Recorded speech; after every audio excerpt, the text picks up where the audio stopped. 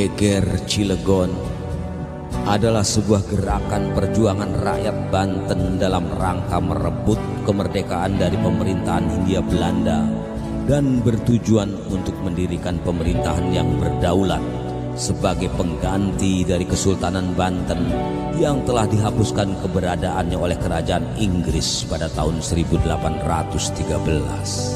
Kemudian sejak saat itu Banten sepenuhnya berada dalam struktur pemerintahan Hindia Belanda. Di samping itu, Geger Cilegon juga sebenarnya merupakan gerakan revolusi pertama bangsa Indonesia yang dipimpin oleh para kiai dari seluruh wilayah Banten dan meletus pada tanggal 9 Juli 1888. Dan untuk menceritakan peristiwa itu, kisah ini akan dimulai pada saat menjelang dihancurkannya benteng dan istana Surosoan yang merupakan pusat pemerintahan Kesultanan Banten oleh Gubernur Jenderal Herman Willem Daendels pada tahun 1808.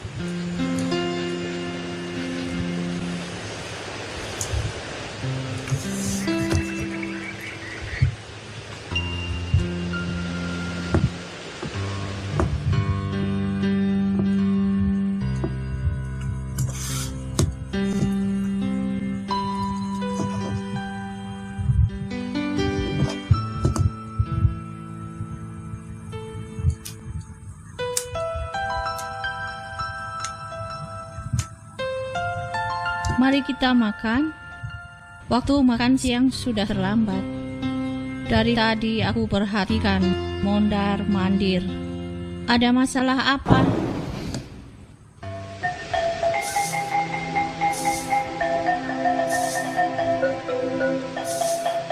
Tanduran pada garing. Yang repot niki.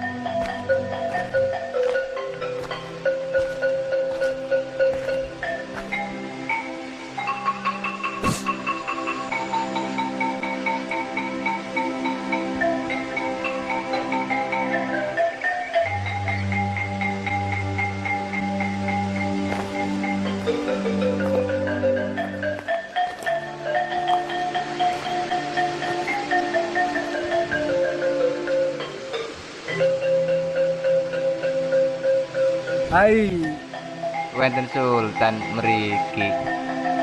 telepon yai, gua panen milik itu gagal tahun ngangi rendeng niki medal. Sabar wae, mugi-mugi ujian saka Gusti Allah enggal lulus. Lan mugi-mugi kemakmuran malih dipun nikmati dening masyarakat Banten. Kayane wis anak tanda-tanda pungkasane mangsa paceklik lan kekeringan sing dawa iki. Kaula sadaya kedah nyedak dateng Gusti supados masyarakat Banten pinaringan ketentreman saha kaharjan malih. Maaf Sultan, saya ke Surosoan dulu. Ya, silakan. Sabar wae, Yai. Assalamualaikum.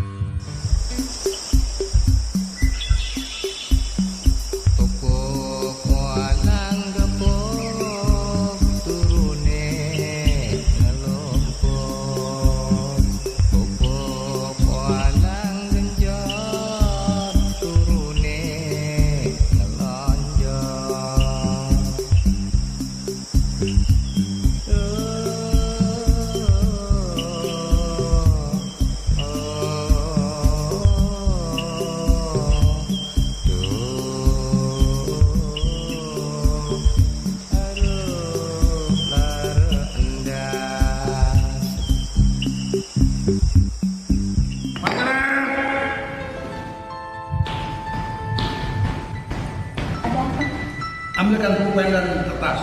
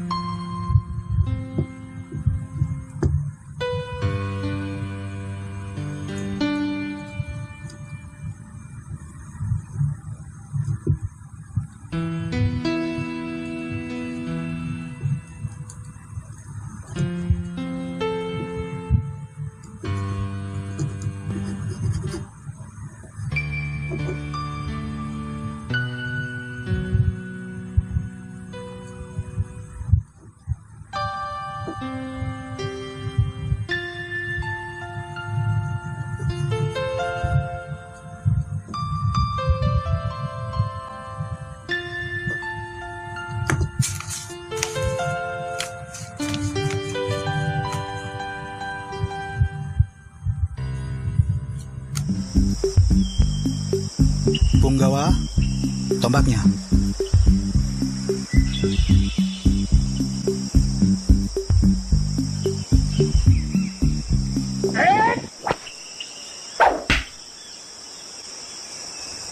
Sultan, ada apa? Serang saya! Serang saya!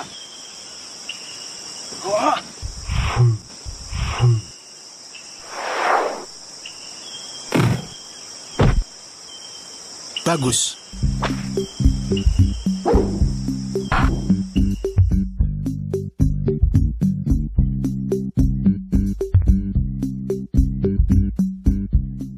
Bukan kamu! Letnan!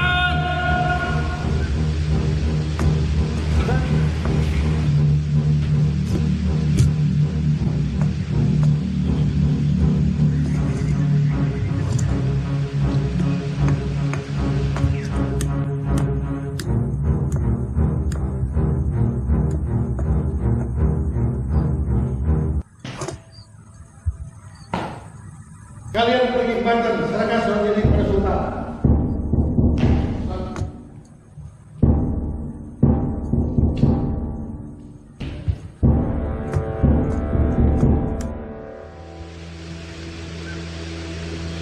Untuk menceritakan peristiwa geger Cilegon tak dapat dipisahkan dengan runtuhnya Kesultanan Banten.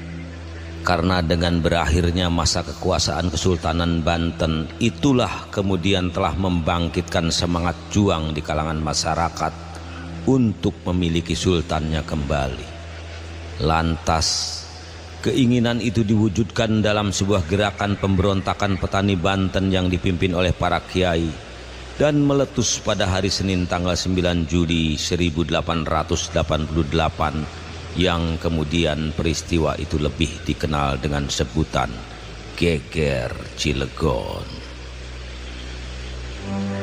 Punggawa, tahukah kamu mengapa saya membawa ke sini? Agar pengetahuan saya makin bertambah, bagaimana membuat bangunan yang kokoh dan megah seperti ini. Agar kamu dapat belajar untuk melihat siapa dirimu. Apa maksud Sultan? Leluhur kamu adalah sebuah bangsa yang hebat dan dihormati oleh bangsa-bangsa lain yang datang ke sini. Mereka semua merasa segan dan takut untuk menginjakkan kakinya, karena ada etika dan tata krama yang harus dijunjung tinggi, dan siapapun akan diusir jika mengabaikannya. Maksud Sultan orang-orang Belanda?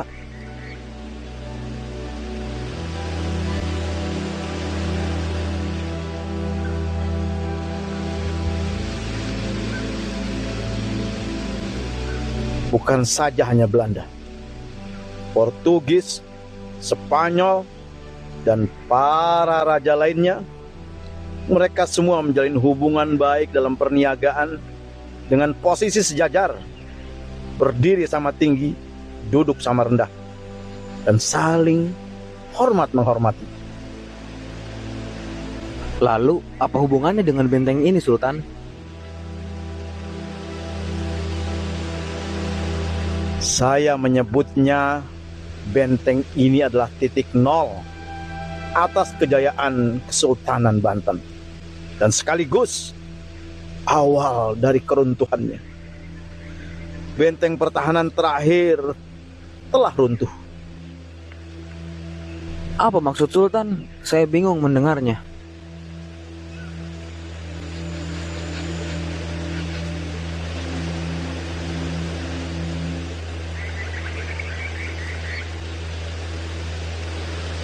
Aku ini seorang sultan, tapi tidak punya kekuasaan.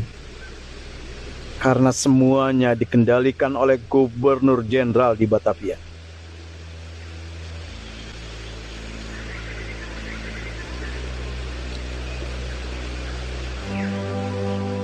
Dan pada masa lalu, benteng ini dijadikan sebagai tempat berlindung orang-orang Belanda dari kejaran Sultan Ageng Tirtayasa. Di dalam benteng ini mereka membangun kantor-kantor, tempat perniagaan, gereja, dan sekaligus dijadikan sebagai tempat pemukiman. Karena di dalam sini mereka merasa aman dari serangan pasukan Sultan Ageng Tirtayasa yang setiap saat mengancam jiwa mereka.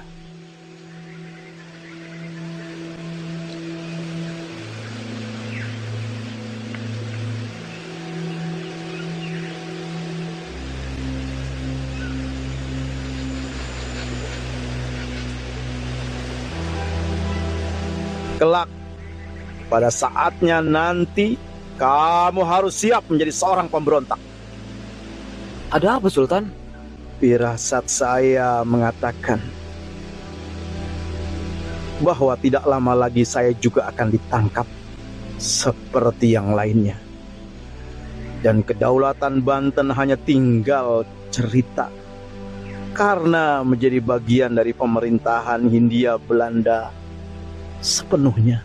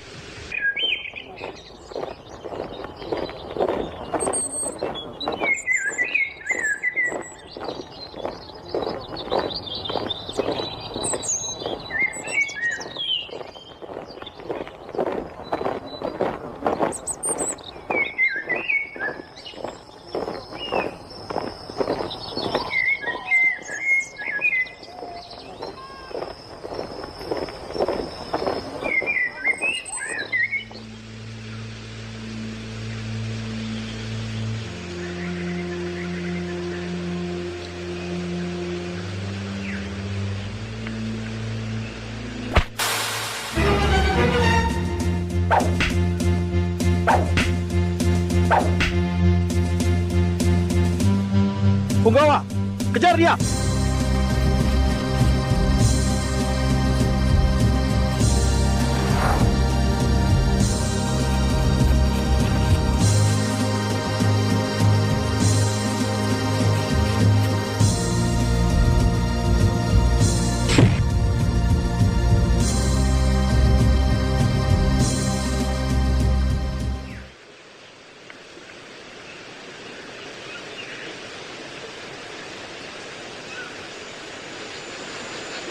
Hari ini adalah batas akhir untuk menyerahkan Mangkubumi ke Batavia. Apakah Sultan akan menyerahkan saya ke Gubernur Jenderal untuk menjalani hukuman atas sebuah kesalahan yang tidak saya lakukan? Mangkubumi, tentu saja hal itu tidak mungkin saya lakukan. Kita harus siap menerima resiko apapun. Jika nanti utusan dari Batavia tiba, saya akan berpura-pura menyetujui kemauan mereka Tapi Sultan, siapa perempuan itu? tidak penting kamu mengetahui siapa dia. Yang lebih penting, tanamkan di dalam jiwa bahwa kamu adalah seorang pemberontak yang suatu saat kelak merebut kembali kedaulatan Kesultanan Banten dari pemerintah Hindia Belanda. Cari perempuan itu sampai ketemu dan belajarlah kepadanya agar keahlianmu semakin bertambah. Terima keris ini dan jangan banyak tanya. Sultan.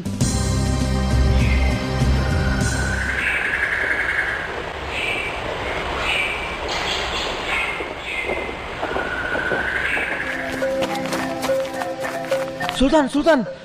Ada apa? Di Surasan ada kenil. Kenil?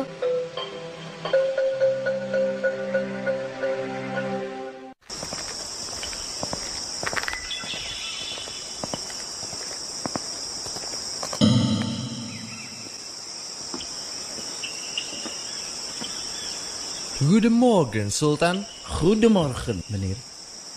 Het lijkt zetten we nieuws uit Batavia brengen. Natuurlijk. Een brief van de Gouverneur-Generaal voor yours. Welke brief?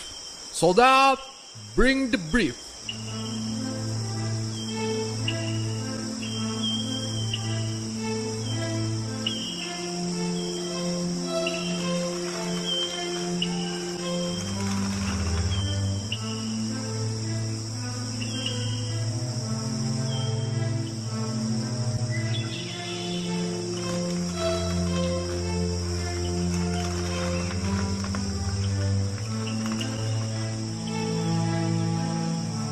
Vertel de gouverneur-generaal dat de sultan hem groot en zich gemenvaart tegen te vasten om zich voor te bereiden.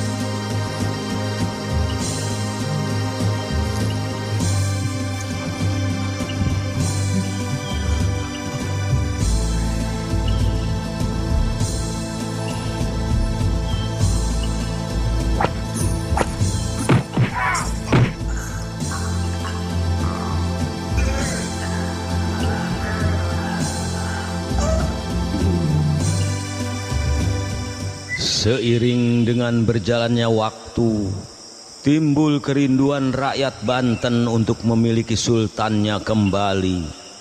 Dan lewat khotbah-khotbah yang digelorakan oleh Haji Abdul Karim telah membangkitkan semangat revolusi bagi rakyat Banten untuk membangun kembali kesultanan yang telah porak-poranda serta kehilangan eksistensinya dalam kurun waktu yang cukup panjang.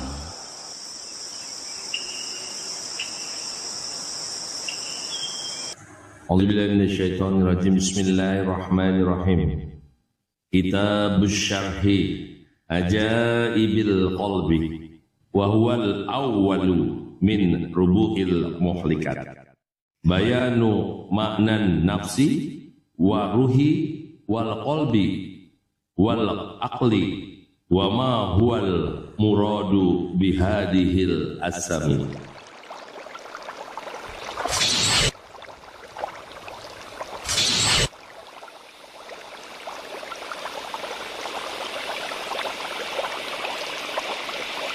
Ternyata benar apa yang dikatakan banyak orang kalau Kiai Agung itu punya kesaktian. Tapi baru sekarang saya menyaksikannya dengan mata kepala sendiri.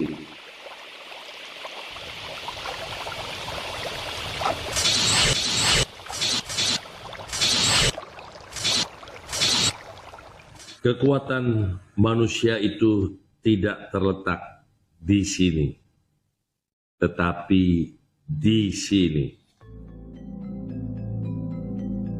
Selain itu, akal juga menentukan. Mereka datang ke sini dan menguasai dari ujung barat sampai ujung timur, bukan karena kekuatan serdadunya atau karena kehebatan persenjataannya.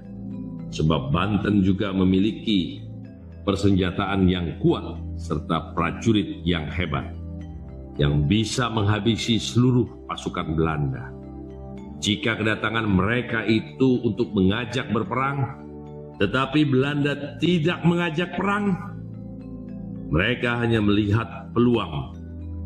Karena jika jiwa, akal, dan kolbu bersatu akan melahirkan kecerdasan. Itulah yang dilakukan oleh Belanda, sehingga mereka mampu menundukkan semua kekuatan yang ada di Banten, yang akhirnya mereka dapat leluasa berkuasa. Maka untuk merebutnya kembali kekuasaan itu hanya dengan menyatukan pikiran, jiwa, dan akal agar menjelma menjadi sebuah kemenangan. Namun sebaliknya, hal ini pula yang bisa menimbulkan kekalahan jika dilakukan dengan ragu-ragu. Apa yang diramalkan oleh Haji Abdul Karim itu sekarang sudah mulai nampak. Mungkin benar apa yang dikatakannya. Tanda-tanda dunia akan kiamat sudah mulai dekat. Gempa bumi, letusan gunung berapi, hujan darah, wabah penyakit ternak dan kekeringan semuanya nyata. Ucapan Kiai Agung tidak bisa dipandang sebelah mata. Saya masih ingat ketika Haji Abdul Karim dijatuhi hukuman denda, kemudian residen diganti dan bupati dipensiunkan. Ia memang seorang keramat dan terbukti ketika seluruh daerah dilanda banjir dari Sungai Cidurian. Haji Abdul Karim selamat. Kepergian saya meninggalkan Banten kali ini mungkin untuk yang terakhir kalinya. Karena saya tidak akan menginjakkan kaki ini selama Banten masih berada di bawah kekuasaan Hindia Belanda.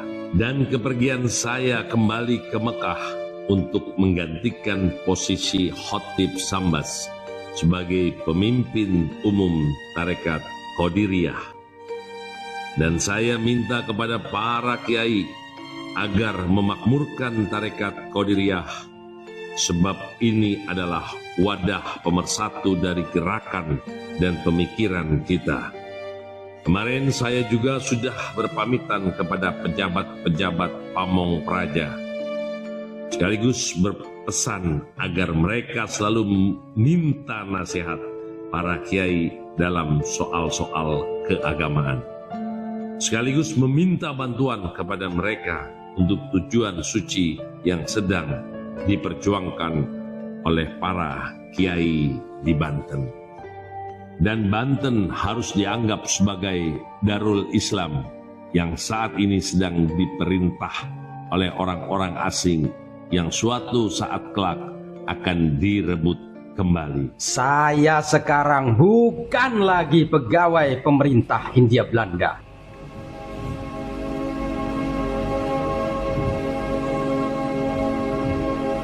Tapi saya tetap tidak rela sudah diperlakukan tidak adil seperti ini.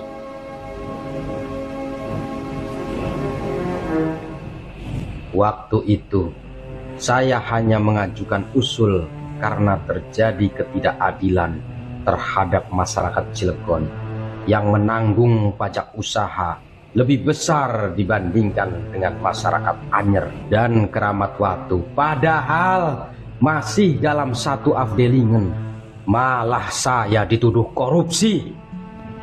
Karena tuduhan itu lemah, akhirnya menghadirkan saksi palsu dengan tuduhan pidana perkosaan.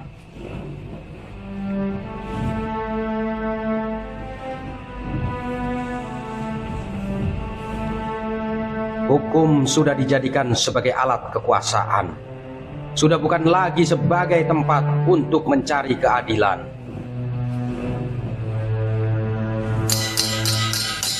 Hai Raden Purwadiningrat, Mas Sastra Diwirja, dengarkan ini. Tunggu pembalasan saya pada suatu hari nanti. Kalian sudah tidak mengindahkan lagi amanat dari Kiai Agung yang rela keluar masuk kampung hanya untuk menyerukan agar senantiasa berbuat adil, tidak menyakiti hati rakyat.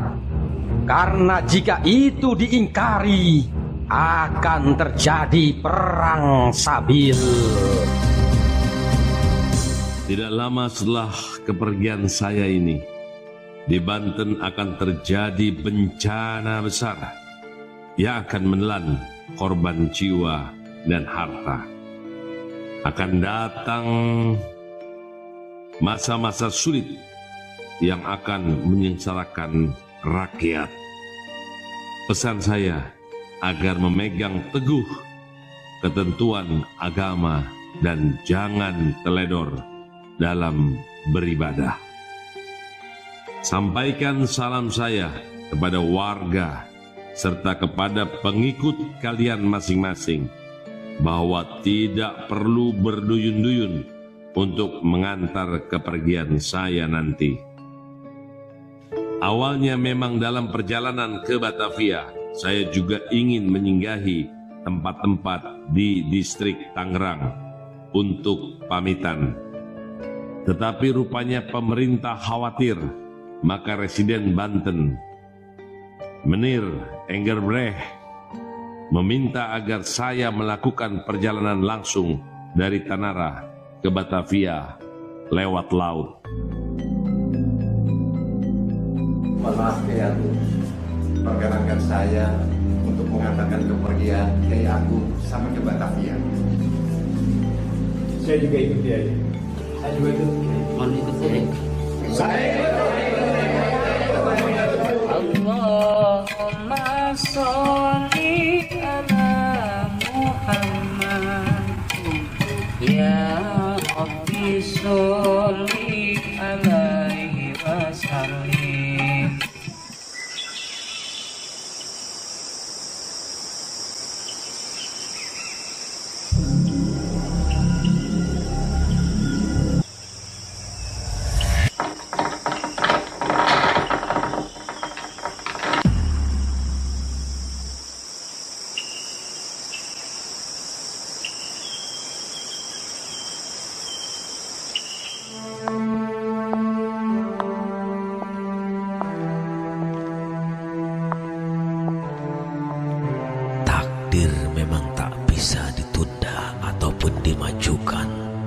Begitulah seperti yang terjadi pada keluarga juru tulis Dumas.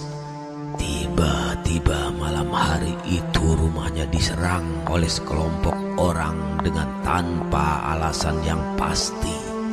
Karena penyerangan yang sebenarnya baru akan dilaksanakan besok pagi. Dan malam itu Dumas terluka. Begitu juga dengan istri, anak dan Babu Minah. Mereka semua mendapat luka. Namun ketika penyerangan dimulai pada pagi harinya, hanya nyawa Dumas yang melayang, sementara istri dan anaknya selamat. Mina? Mina? Ya, Madam.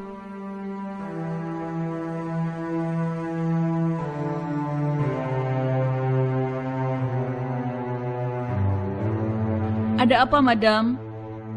Kamu semalam tidur nyenyak sekali. Maaf, Madam. Baren gak bisa tidur semalam. Dia minta digendong terus, gak mau diturunkan. Baren seperti ketakutan, Madam. Dia menangis, tapi gak mengeluarkan suara. Kenapa kamu gak bilang sama saya? Kenapa kamu baru cerita sekarang? Itu pun karena aku panggil.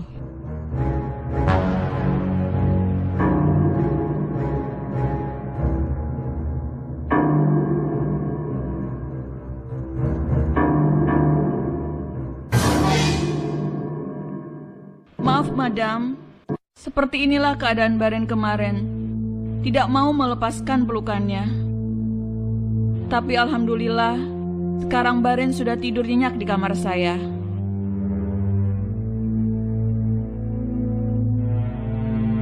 Mina, kamu perempuan hebat. Kamu bukan perempuan bangsawan. Tapi cara berpikirmu melebihi perempuan bangsawan yang saya kenal. Kamu banyak mengajarkan pada saya arti hidup, memaknai hidup, dan cara bersyukur. Aku sayang kamu, Jos.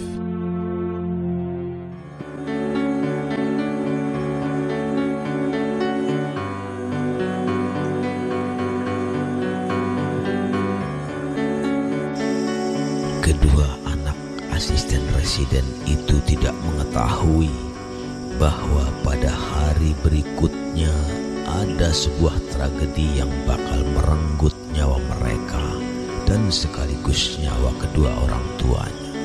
Dan mereka juga tidak menyadari jika perilaku aneh yang dilihat pada sikap ibunya itu adalah sebuah firasat buruk yang mengiringi hari-hari menjelang kematian mereka.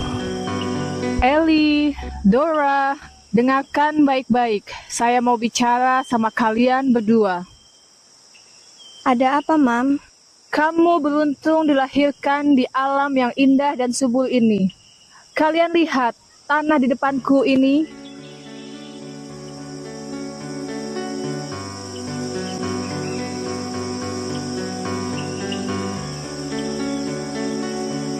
Pesan Mama kepada kalian berdua, kelak jika nanti aku mati, disinilah aku minta dikuburkan.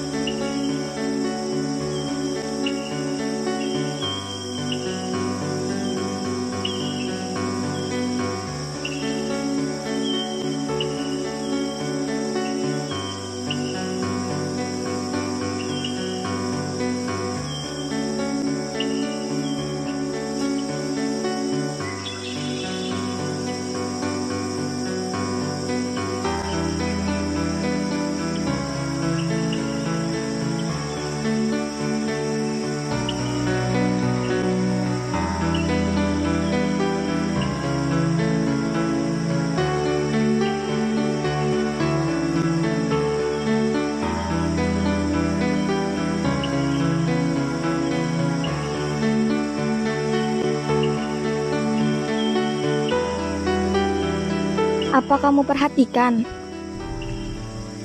tingkah Mama sejak dari rumah tadi terlihat aneh. Iya, aku lihat. Tidak biasanya Papa pergi ke kantor, tapi terlihat seperti sedang berpamitan akan pergi jauh. Terus Mama mundar-mandir seperti ada yang dipikirkan.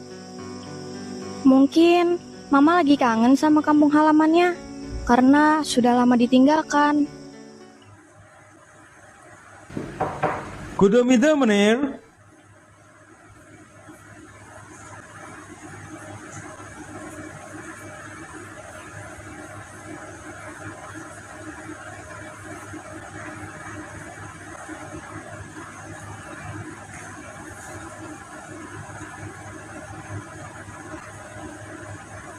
Coba Gus Hussein.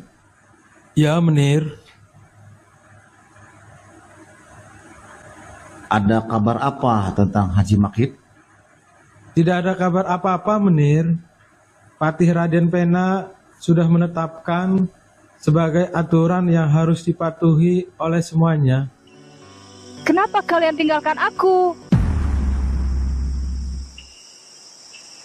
Eli, Dora, aku takut kalian tinggalkan. Kita harus terus bersama-sama. Kita tidak boleh kalah. Kita harus lawan. Mama, ada apa? Kenapa Mama bilang begitu? Ada apa, Mam? Mam, kenapa? Ya sudah, kita pulang. Kalian tidak perlu tahu.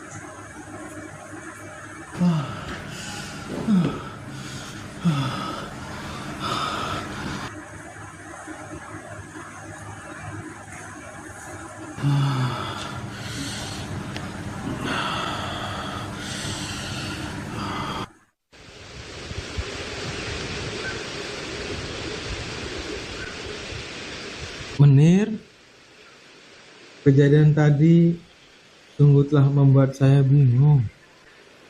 Apakah Menir sering mengalami seperti itu? Selama ini saya tidak punya keluhan apa-apa tentang kesehatan saya. Tapi kalau istri saya memang sudah bertahun-tahun mengidap penyakit kepala kronis. Kalau sedang kambuh penyakitnya, dia sering menderita, apalagi kalau mendengar suara yang berisik. Sebenarnya akhir-akhir ini penyakitnya sudah mulai mereda karena dokter Karsidenan terus memberinya terapi.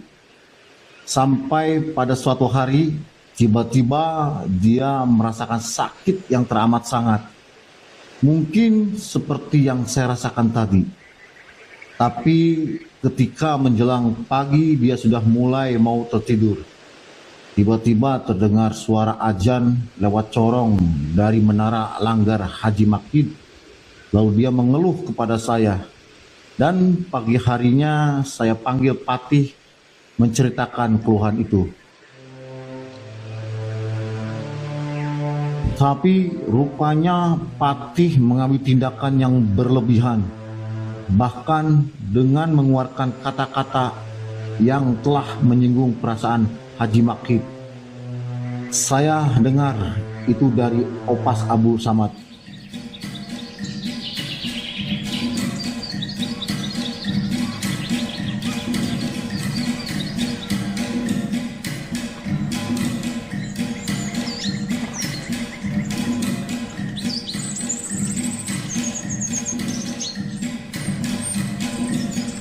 Nong, Teteh, kita akan ada perang sabil. Perang sabil itu apa sih? Perang sabil, perang untuk kemerdekaan bangsa kita.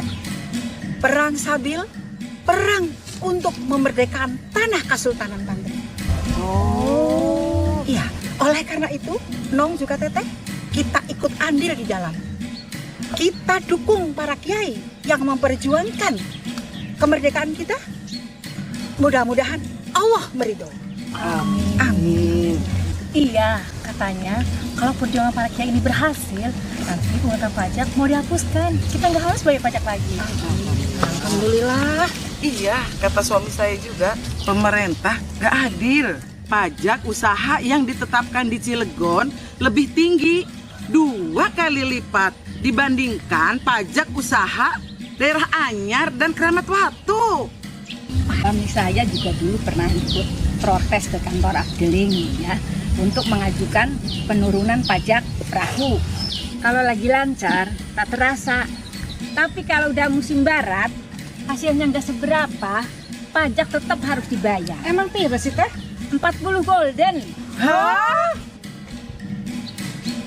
Jadi, iya, semoga saja rencana pemberontakan yang dipimpin oleh para kiai ini akan berhasil. Yang nantinya kita akan seperti dulu lagi. Hidup di zaman kakek nenek kita dulu. Kalau perjuangan ini berhasil ibu-ibu ya, kita bakal punya sultan lagi. Itu kata suami saya. Amin. Ya, kita berdoa aja yang terbaik untuk para kiai. Amin. Ada Bu Jaro. Mana? Itu tuh. Oh. Iya.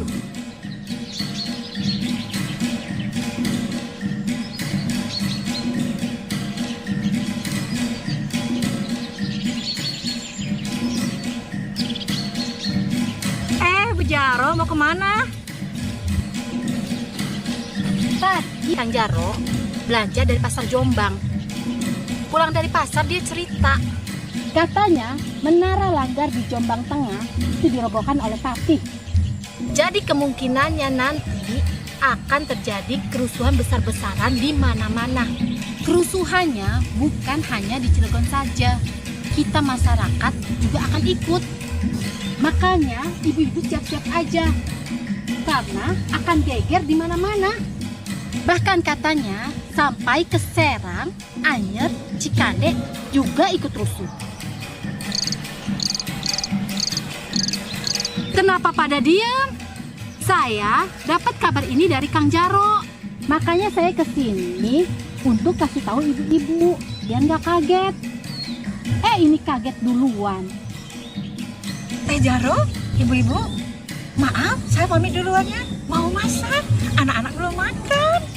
Aduh maaf, permisi. Saya juga duluan ya. Ibu di rumah juga nggak enak badan. Kasihan gak ada teman. Sama, cucu juga belum makan ya. Ih, Ya Bu Jaro, saya juga pulang duluan ya. Maaf. oh ya Bu Jaro, saya juga ya pamit.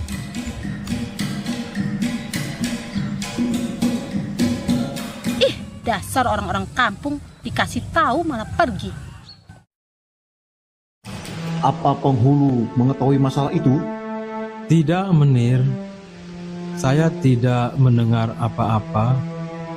Saya mohon pamit dulu. Ada yang harus saya selesaikan. Tuan penghulu, tunggu. Mantra-mantra yang kamu bacakan tadi begitu hebat. Apakah bisa untuk mengobati istri saya? Insya Allah, Menir. Insya Allah.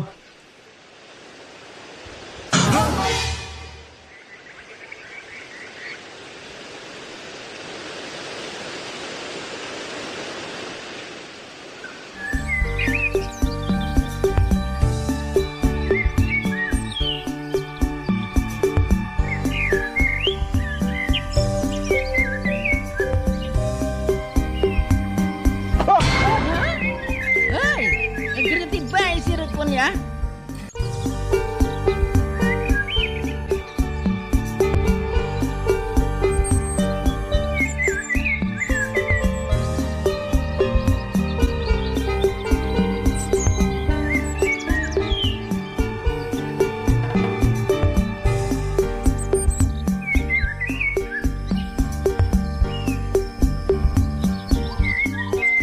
Mula-mula mereka mengadakan pertemuan-pertemuan rahasia.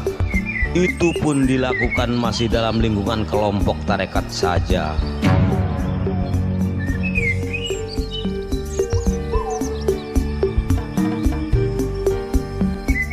Dan setelah kedatangan Haji Marjuki pada tahun 1887 bersama dengan Haji Arsad Towil, mereka bergerak mencari dukungan dari luar tarekat. Pertemuan pun makin gencar dilaksanakan berpindah-pindah.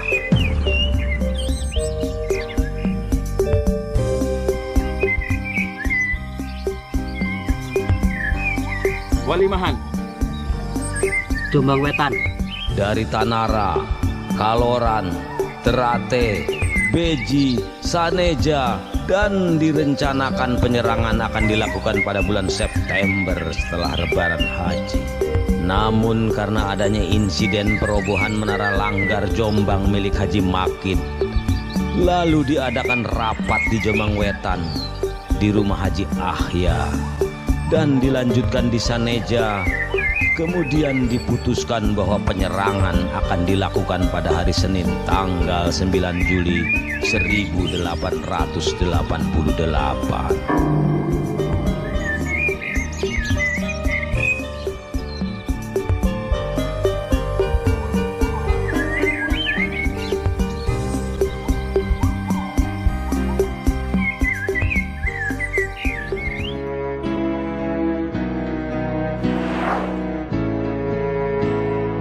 Rumah ini sekarang terasa sunyi. Sejak dirobohkannya Menara Langgar milik Haji Makid, karena dari atas menara itulah suara azan terdengar jelas di dalam rumah ini, dan dianggap telah memperparah penyakit kepala kronis yang dideritanya. Tak ada lagi lantunan suara azan yang ketika itu selalu terdengar pada waktu Isya dan waktu subuh.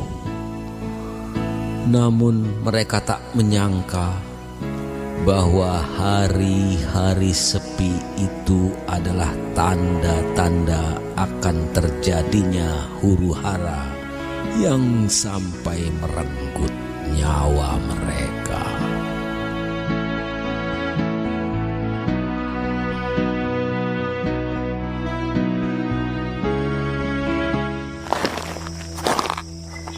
Sejak kepergian Haji Abdul Karim meninggalkan Banten pada tahun 1876, semangat perjuangan tak pernah memudar. Sampai pada suatu hari, sekembalinya Haji Tubagus Ismail dari Tanah Suci pada tahun 1883, kemudian bersama-sama dengan Haji Wasid, mereka menyerukan Perang Sabil.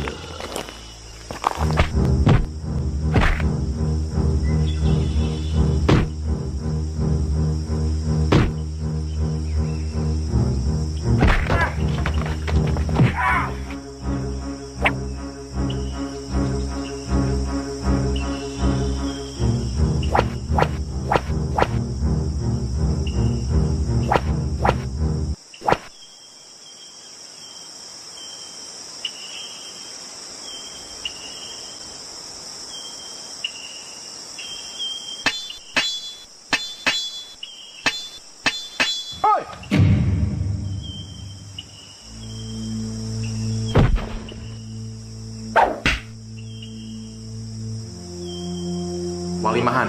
Jombang Wetan. Kang Kebudan.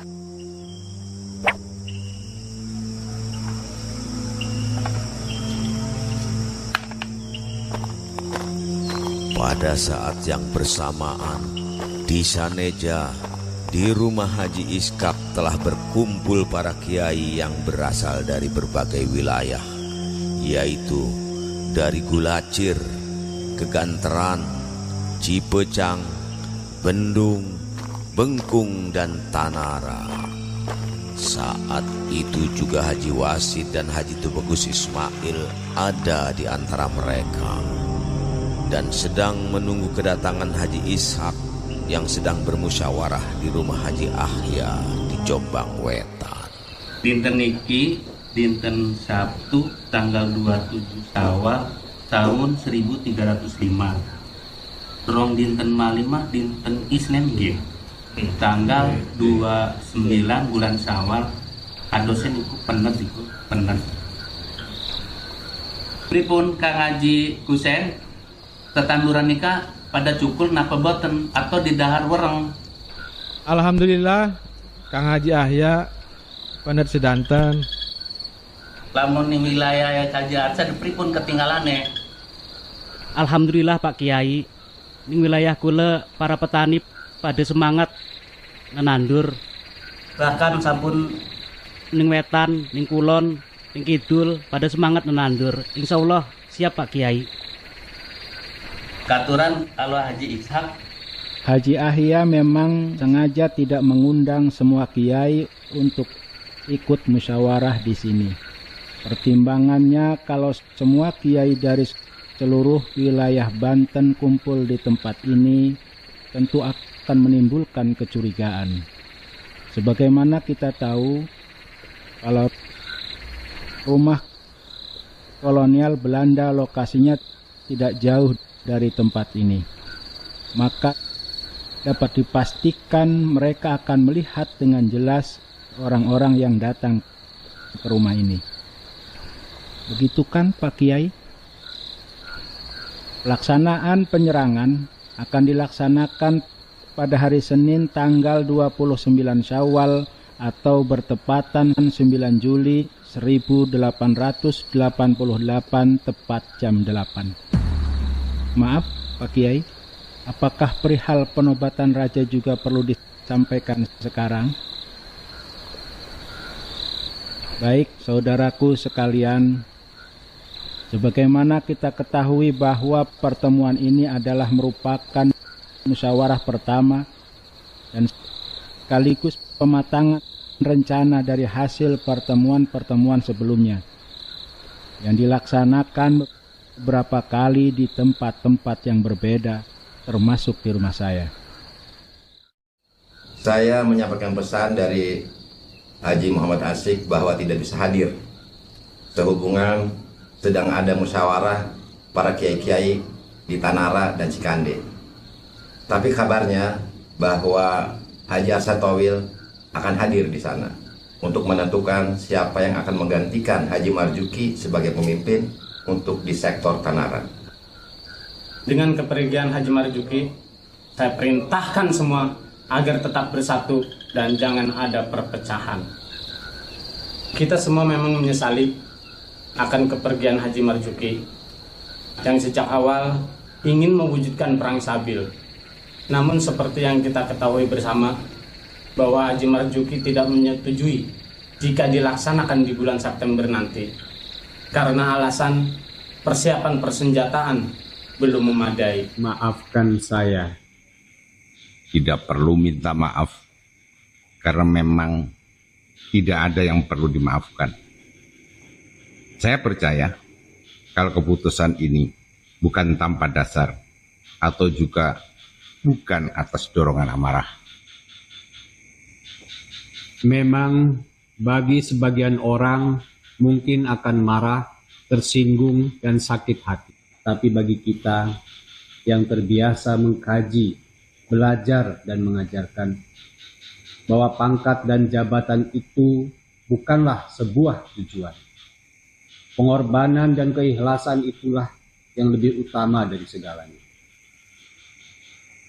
Kepergian saya meninggalkan Banten dan akan kembali ke Mekah kali ini bukan karena kecewa oleh hasil musyawarah di Kaloran yang akan menobatkan Haji Tubagus Ismail sebagai raja jika perjuangan ini berhasil, atau juga bukan karena diangkatnya Haji Wasid sebagai panglima perang dan sekaligus calon Mangkubumi pada saat musyawarah terakhir yang diadakan di Beji. Tapi karena sampai sejauh ini memang persiapan serta situasinya yang masih belum layak jika pemberontakan dilakukan sekarang. Kita masih punya waktu 2 bulan lagi, waktu yang cukup untuk mempersiapkan segala-galanya. Kita serahkan kepada masing-masing pimpinan untuk mematangkannya. Sebagai pimpinan untuk sektor Cikande, saya menyatakan siap. Ada sisa 2 bulan ke depan, saya akan manfaatkan seefektif mungkin. Awalnya memang disepakati di bulan September, tapi karena ada gejolak di tengah masyarakat Cilegon, akibat dikeluarkannya peraturan tentang ketertiban umum yang berujung dirobohkannya menara langgar milik Haji Makin, maka Haji Wasid memutuskan bahwa waktu penyerangan dimajukan di bulan Juli ini, sekarang. Ini hanya perubahan waktu. Adapun untuk taktik, strategi penyerangan dan tugas-tugas serta pimpinan masing-masing sektor tidak ada perubahan. Seperti yang sudah diputuskan dalam musyawarah di Kaloran di rumah Haji Muhammad Singadeli. Tapi semua para pemimpin tidak semuanya hadir. Yang memimpin penyerangan ke distrik Serang hanya saya dan Haji Muhyiddin yang hadir. Ya, yang hadir hanya saya dan Haji Abu Bakar. Sedangkan Haji Muhammad Asik dan para pemimpin dari Trumbu tidak dapat hadir di sini. Sementara tugas Haji Abu Bakar untuk memblokir pasukan Serdadu dari Batavia di Karanghantu. Sedangkan untuk menyerang pusat pemerintahan dan menduduki taksi, selain saya dan Haji Abu Bakar, akan ada pemimpin-pemimpin lain dari Cirwas dan Undar Andir. Bahkan Haji Muhammad Singadeli tidak terlihat hadir di sini. Ya, masalah itu sudah saya pertimbangkan. Dan jika sudah ada keputusan nanti, malam ini juga saya dan Haji Tubagus Ismail akan mengadakan pertemuan di Beji untuk menentukan putusan-putusan agar pagi-pagi sekali mereka sudah harus bergerak ke tujuannya masing-masing, termasuk putusan kepada Haji Muhammad Singadeli di Kaloran agar pagi-pagi sudah harus ada di Wanasaba. Saya dan Haji Tubagus Ismail besok pagi akan ke Wanasaba, jadi bisa bertemu di sana.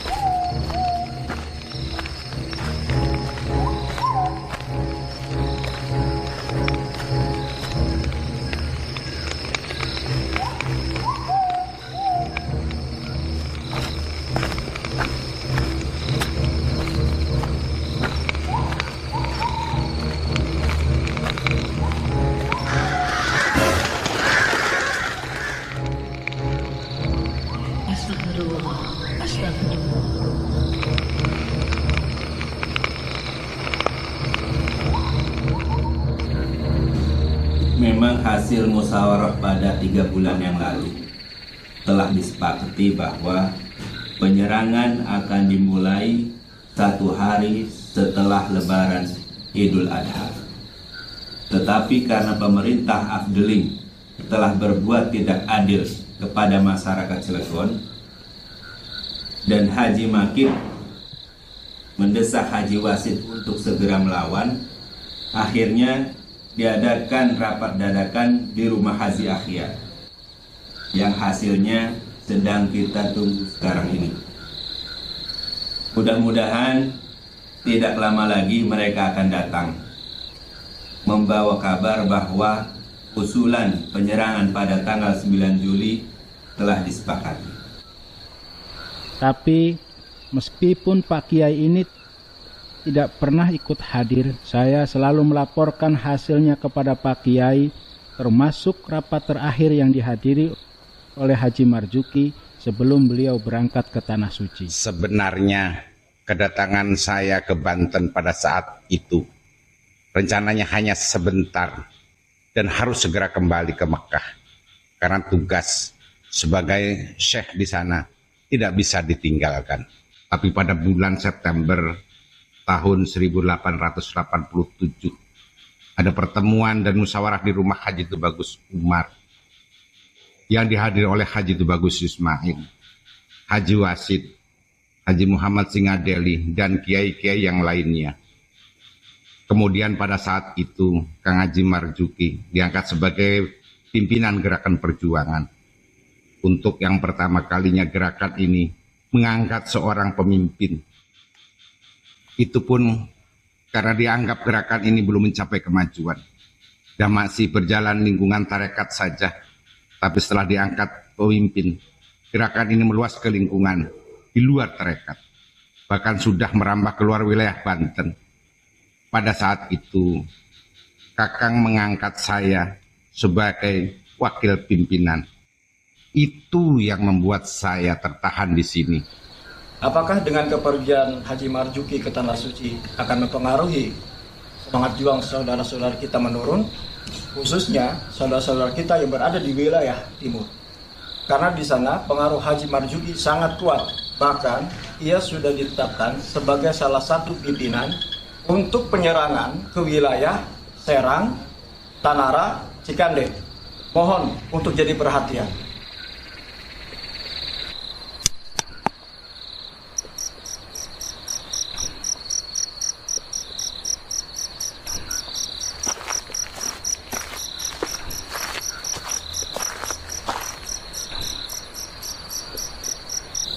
Pada pertemuan-pertemuan sebelumnya, kita sama-sama telah menyepakati bahwa yang bakal dicalonkan sebagai raja adalah Kiai Haji Tubagus Ismail.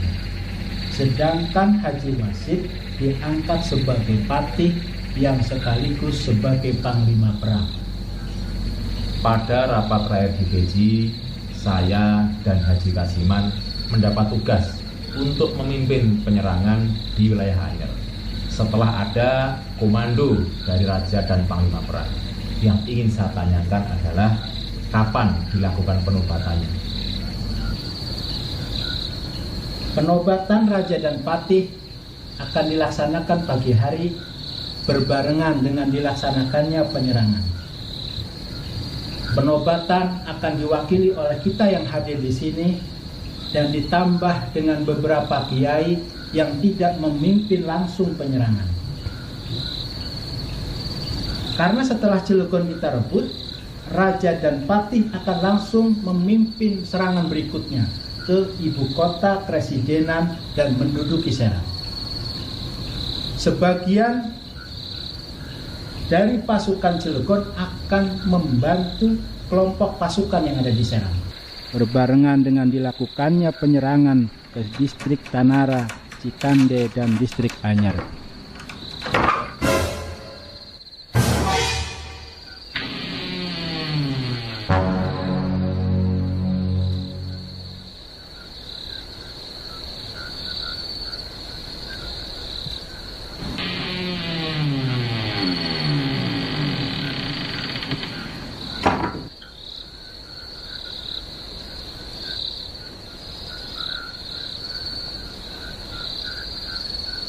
Haji Wasid, Haji Tubagus Ismail, dengan para kiai lainnya sudah menunggu di rumah saya.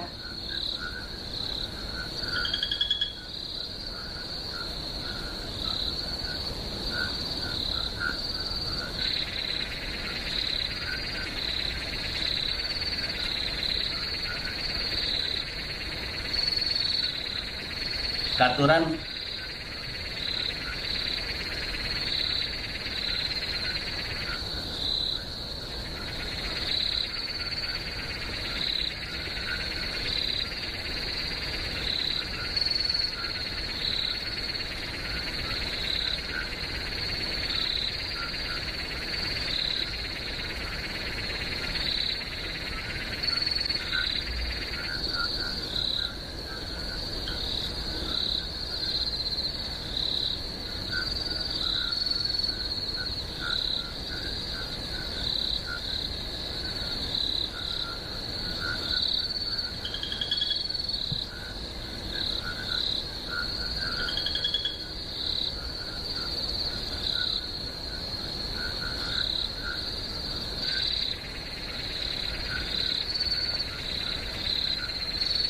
Dan sekarang saya sulit mau berkata apa.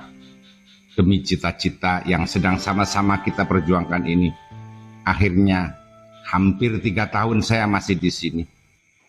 Sekalipun memang ada yang mewakili tugas saya sebagai syekh. Namun kalau boleh jujur, perasaan berat hati tak bisa dihindari. Tapi sekarang keadaannya menjadi seperti ini. Seharusnya Kakang dan saya yang akan memimpin penyerangan ke wilayah Cikande dan Tanara. Sesuai dengan keputusan rapat di bulan April. Di Kaloran 2 bulan yang lalu.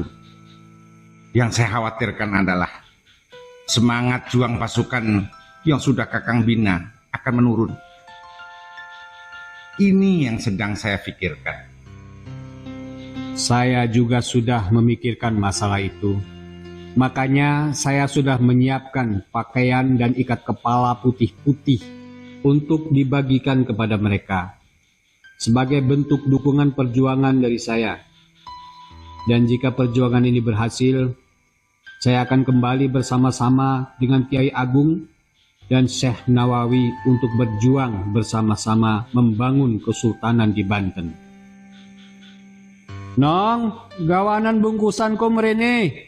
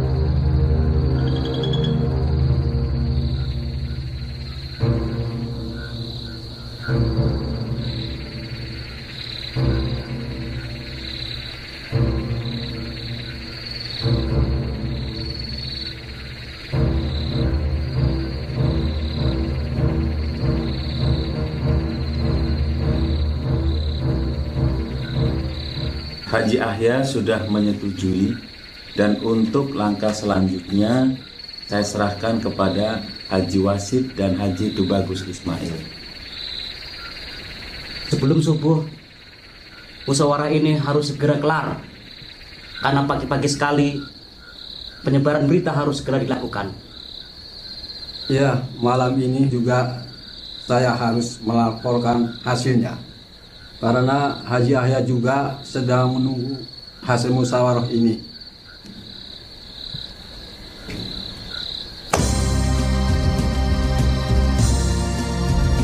Hasil keputusan rapat tadi malam di rumah Haji Iskak di Saneja, yang kemudian dilanjutkan di rumah Haji Wasid di Beji, Kang Haji Abdul Ghani dan Kang Haji Usman mendapat tugas untuk menggerakkan massa dari Tunggak, Pecek, Kependilan, Kubang Laban, Kedung, dan Kaligandu. Kalau begitu, malam ini juga saya harus ke Kaligandu.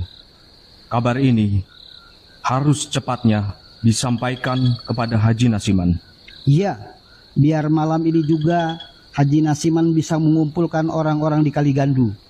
Dan besok pagi-pagi sekali semuanya harus kumpul di sini.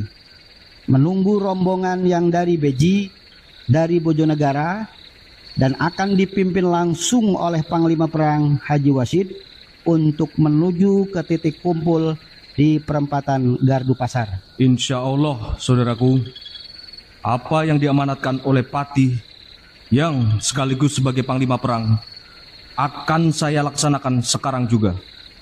Kita bagi tugas, Kang. Saya mau menemui Haji Mahmud di Terate Udik dan Kang Haji Abdul Halim yang ke Citangkil untuk menyampaikan kabar ini kepada Haji Kasiman.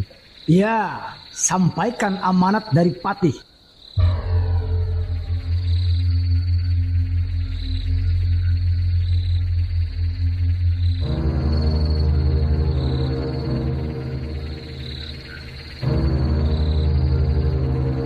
Bahwa Haji Mahmud dan Haji Kasiman mendapat tugas untuk mengerahkan massa dari wilayah Jaha, Anyer, Kalentemu, Kerenceng, Terate Udik, dan Citangkil. Hampir 10 bulan saya mengumpulkan perkakas-perkakas ini.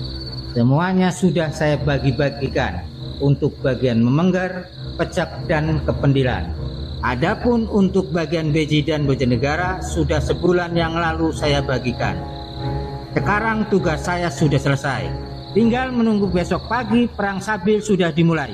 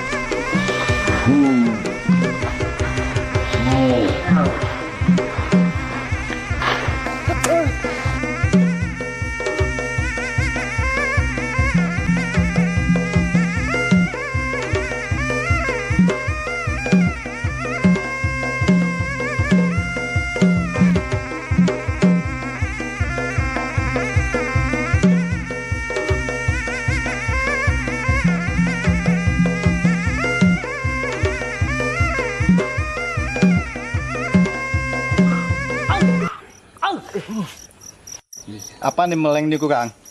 Iya kok Kang, bilang wong wadah wong loron kon kok ayu mas apa kun ya. Aduh.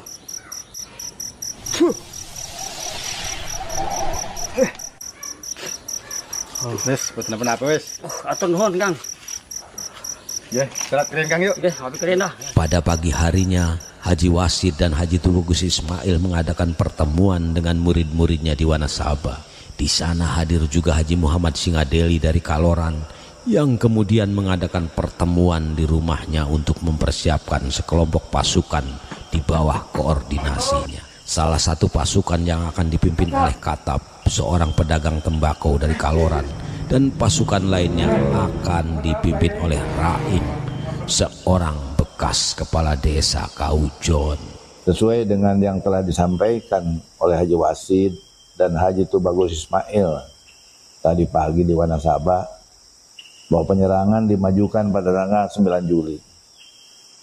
Adapun untuk pengaturan dan kelompok pasukan yang akan menyerang Serang tetap seperti yang telah disepakati dalam musyawarah yang lalu di sini. Tidak ada perubahan. Hanya sayangnya Haji Marjuki tidak lagi ikut bersama-sama dengan kita untuk melaksanakan perang Sabil melawan pemerintahan Hindia Belanda. Haji Marjuki dan Haji Wasid mempunyai pendapat yang tidak sejalan mengenai kapan waktu penyerangan harus dimulai. Dan masing-masing mempunyai keyakinan serta dasar perhitungan yang kuat. Sekalipun semuanya bergantung pada ketentuan mutlak dari Yang Maha Kuasa.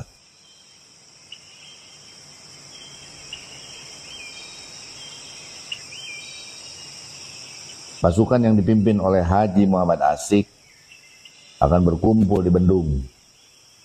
Haji Muhammad Kanapiah dan Haji Mulhidin akan memimpin pasukan dari Tumbu, dan Haji Abu Bakar memimpin pasukan dari Keganteran, yang akan bersama-sama menyerang Serang dan menduduki Tangsi. Untuk persiapan pasukan yang dari Kubang dan Kaloran, nanti malam ditunggu laporannya di sini. Jelas? Nggih, Pak Kiai.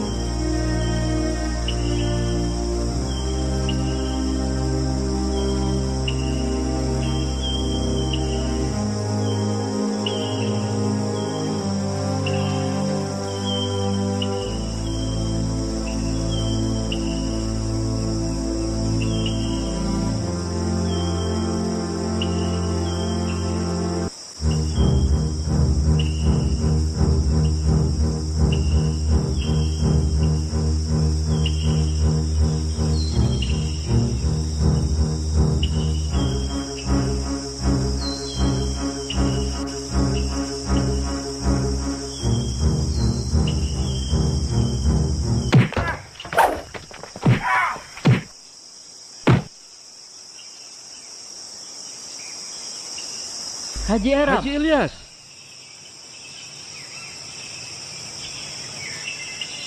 Saya sudah menduga bahwa yang di hadapan saya ini adalah Haji Arab karena cuaca gelap, pandangan tidak begitu jelas. Saya juga tadi melihat Kakang samar-samar. Makanya saya ragu itu Kang Haji Ilyas atau bukan. Yang pasti ini bukan sebuah kebetulan, Kang. Ini takdir Allah Subhanahu wa taala mempertemukan kita di sini. Dari Cilegon jam berapa, Kang? Habis sholat subuh, Kang Haji. Subhanallah. Tapi ketika sampai di Keganteran, cuaca terlihat terang dan mulai cerah. Namun ketika sampai di Sawah Luhur, cuaca mulai mendung. Ya, memang kita ditakdirkan bersama untuk menyampaikan amanat dari Haji Wasid kepada Haji Asik mengenai hasil musyawarah tadi malam di Seneja. Dengan terjadinya silang pendapat antara Haji Wasid dengan Haji Marjuki ini, semoga tidak membuat semangat jihad ini menurun. Itulah alasannya kenapa Abah Haji Asik tidak bisa hadir ke Cilegon tadi malam. Karena di Tanara harus mengadakan musyawarah juga yang membahas posisi Haji Marjuki dan harus secepatnya ada penggantinya. Sebab perang suci sebentar lagi akan dimulai. Para kiai dari Terumbu juga tidak ada yang hadir. Kemudian Haji Wasid menunjuk Haji Abdul Halim dan Abdul Ghani untuk menyebarkan berita ini kepada mereka yang tidak hadir tadi malam. Dan saya mendapat tugas untuk menemui Abah Haji Asik.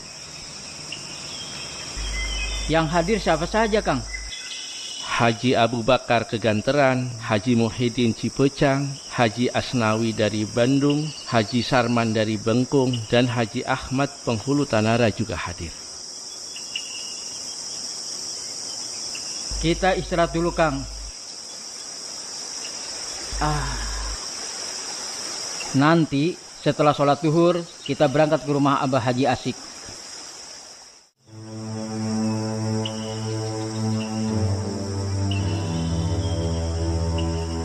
Haji Tubagus Ismail pernah mengatakan bahwa menurut para ulama di Mekah, Banten akan mempunyai rajanya sendiri tidak lama setelah pohon-pohon johar ditanam di pinggir-pinggir jalan. Tapi rupanya pendapat itu keliru, karena di pinggir-pinggir jalan masih berjajar pohon-pohon asem yang ditanam oleh Gubernur Jenderal Dendles 88 tahun yang lalu. Rahim, Katam, temui Haji Abu Bakar di Keganteran. Katakan bahwa pasukan kita sudah siap tempur. Nggih Pak Kiai. Nggih napa? Nggih ngertos Pak Kiai. Kulone ayun berangkat ing Keganteran. Sampaikan salam dari saya. Dan katakan kalau pasukan kita sudah siap untuk mengusir orang-orang Belanda keluar dari Banten besok pagi. Nggih Pak Kiai. Nggih napa? Nggih. Menunggu perintah dari Pak Kiai. Saya harus nemuin siapa. Oh iya ya. Saya belum ngomong dari tadi. Temuin Haji Muhammad Kanapiah di Terumbu. Sudah jelas Pak Kiai.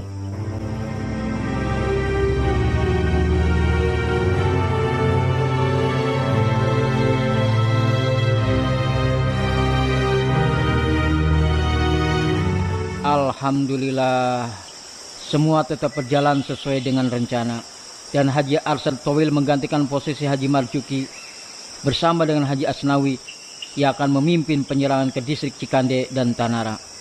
Untuk penyerangan ke distrik Serang, Ciruas dan Undar Andir dipimpin oleh Abah Haji Asik, Haji Muhyiddin, Haji Abu Bakar, Haji Muhammad Singadeli, dan para kiai lainnya. Termasuk kiai-kiai dari Terumbu yang akan memimpin penyerangan ke Serang dengan target utama menduduki Tangsi, sesuai dengan apa yang telah disepakati dalam musyawarah di Kaloran di rumah Haji Muhammad Singadeli. Tadi subuh juga Haji Wasid telah menginstruksikan pada Haji Abdul Ghani dan Haji Abdul Halim agar diteruskan kepada Haji Mahmud bahwa untuk yang memimpin penyerangan besok pagi ke distrik Anyar dipimpin oleh Haji Safiuddin dan Haji Kasim. Hah? Besok? Melihat dari taktik dan strategi yang telah dirancang dengan penuh perhitungan ini, nampaknya kita akan berhasil merebut kembali Banten dari pemerintahan Hindia Belanda. Dan saya yakin pasti menang. Dan sepertinya apa yang telah diramalkan oleh para kiai yang ada di Mekah, bahwa sudah tiba waktunya kita akan mempunyai sultan lagi. Itulah yang membuat semangat jihad fisabilillah kita ini tidak memudar sedikit pun. Karena sekarang kita hanya bisa memandang kejayaan Kesultanan Banten lewat puing-puing yang berserakan, atau melalui dongeng-dongeng yang disampaikan oleh orang tua kita ketika menjelang tidur. Dan sekarang kita harus bangun untuk mengangkat senjata dan merebut kembali hak kita yang telah direbutnya. Kita harus bangun sekarang, Kang. Kita berangkat ke rumah Haji Asyik karena waktu sudah tidak sabar menunggu. Kang Haji! Kang Haji! Kang Haji! Kang Haji!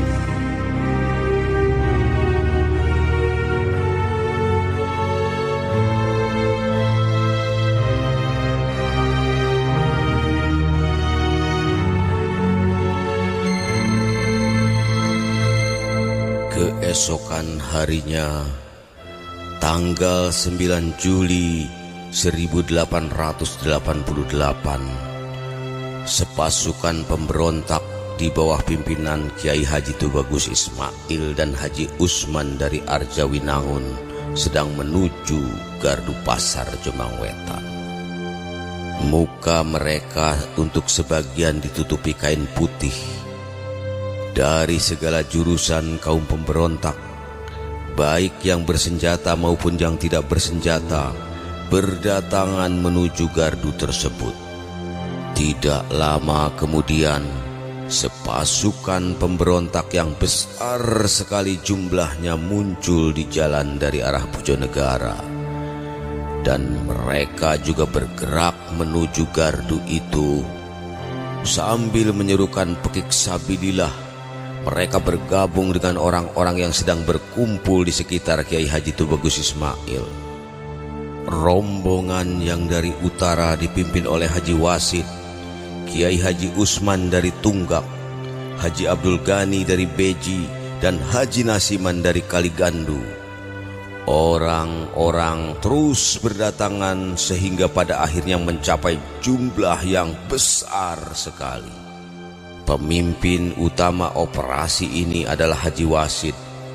Atas perintahnya, sebagian dari kaum pemberontak akan menyerbu penjara untuk membebaskan semua tahanan. Sebagian lagi akan menyerang kepatihan dan sebagian lainnya lagi akan bergerak menuju rumah asisten residen.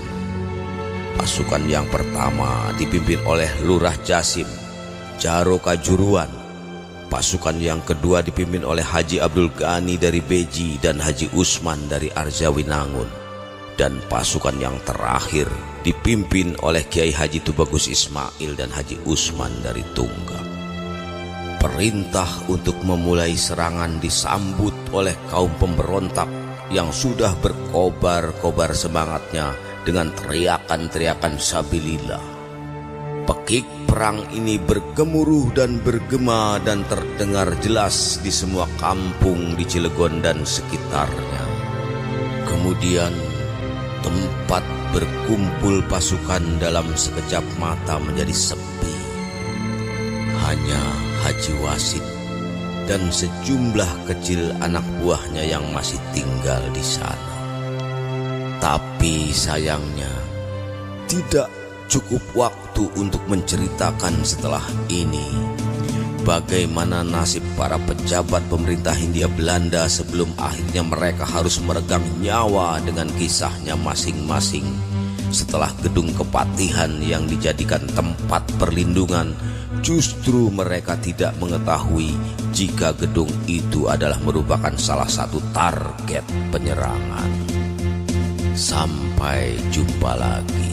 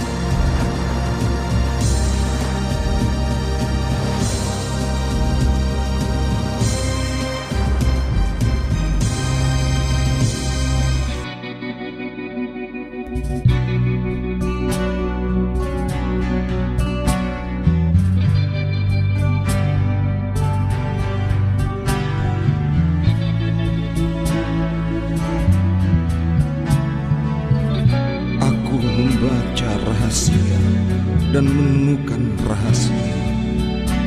Ketika yang kasat mata nyata tiada, dan yang tiada begitu dekat dari penglihatan. Segala berkisar pada hitungan makhluk fana, segala berbusa sekadar membentuk benda dan nama-nama. Itulah sebab kekacauan tidak dapat untuk dihentikan.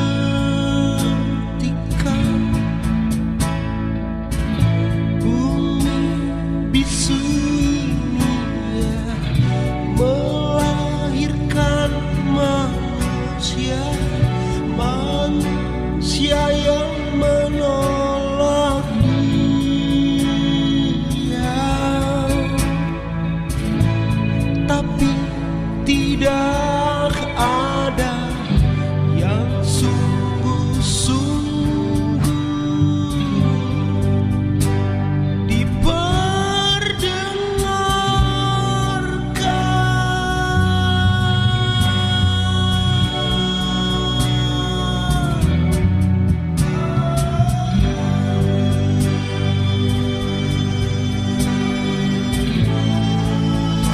membaca rahasia dan menemukan rahasia